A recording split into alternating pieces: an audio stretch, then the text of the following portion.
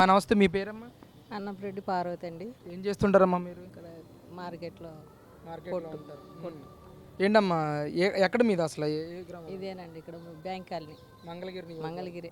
ఏంటి మరి, సంవత్సరం అవుతుంది మంగళగిరి నియోజకవర్గంలో నారా లోకేశ్వర్ గెలిచి కానీ కూటమి ప్రభుత్వం అధికారంలోకి వచ్చి కానీ ఏంటి ఎలా అనిపిస్తుందమ్మా అసలు? బాగానే ఉంటుంది సార్, పరిపాలన బాగానే ఉంది. అన్నీ బాగానే ఉన్నాయి, అన్ని వసతులు బాగానే ఉంటున్నాయి. అనుకున్నది చేస్తున్నారు మెల్లిగా. లోకేష్ గారు ఎలా పరిపాలన చేస్తున్నారు ఇక్కడ మీ ప్రాంతంలో? బాగానే ఉంది సార్, పరిపాలన బాగానే ఉంది.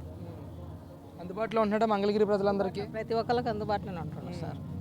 ఎవరు చిన్నపిల్లోడు పోయినా ఏంటని పలకరీయటం కానీ మంచిగా చెడు కానీ అన్నీ బాగానే ఉంటాయి.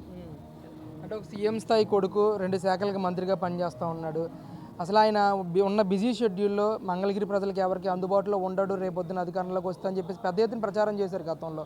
ఇప్పుడు ఏంటమ్మా వాస్తవంగా పరిస్థితి? లేదు సార్, ప్రతి ఒక్కరికి అందుబాటులోనే ఉంటున్నాడు. దేనికైనా కూడా తనే వచ్చి ఎంటర్ అవుతున్నారులే కానీ ఏముండదు.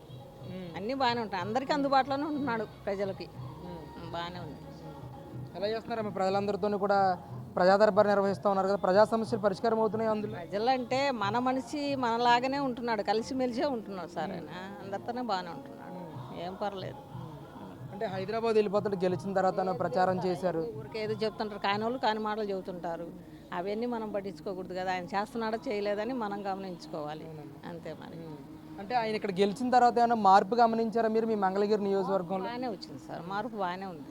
అన్నీ చేస్తున్నాడు. ఏంటంటే తొందరపడకూడదు కదా, మెల్లిగా ఒకటి చేసుకుంటూ వస్తున్నారు. అది రోడ్ల పరిస్థితి ఎలా ఉందమ్మా మీ నియోజకవర్గంలో? రోడ్లు కూడా బాగానే ఉన్నాయి సార్, అన్నీ బాగానే చేస్తున్నారు. ప్రతి ఒక్కసారి ఏది బాగాలేదన్నా ఏది చేసినా కంప్లీట్ ఎవరు పోయి ఇచ్చినా తీసుకుంటున్నారు, చేస్తానన్నారు. బాగానే ఉంది. రేపు వచ్చే ఎలక్షన్ 2029లో గెలిచే అవకాశం ఉంటుంది అంటారు ఇక్కడ? ఎందుకున్నారు సార్, ఆయన చేసే పనులను బట్టి ఉంటుంది. ఏదైనా కూడా గెలవకుండా ఎందుకుంటారు, గెలుస్తారు. అది అంటే జగన్ పాదయాత్ర చేస్తానంటున్నాడు, మరి ఏంటి అసలు? పాదయాత్ర చేస్తే శని సార్, ఎవరిది వాళ్ళకు ఉంటుంది. ఇప్పుడు అన్నం పెట్టినోడు అంటారు, పెట్టినోని పెట్టనోలేదంటారు. కానీ మాటలు ఏముంది, నీకు దగ్గ మాట నువ్వు చెబుతావు, నా దగ్గర మాట నేను చెబుతాను. పరిపాలన బాగానే ఉంది, గెలుస్తాడు వచ్చేసారి కూడా. చంద్రబాబు నాయుడు గారి పరిపాలన ఎలా ఉంది ఇక్కడ రాష్ట్రం మొత్తం? ఆయనది కూడా బాగానే ఉంది సార్, బాగానే చేస్తున్నారు. గెలుస్తారా మళ్ళీ వీళ్ళు? గెలుస్తారు.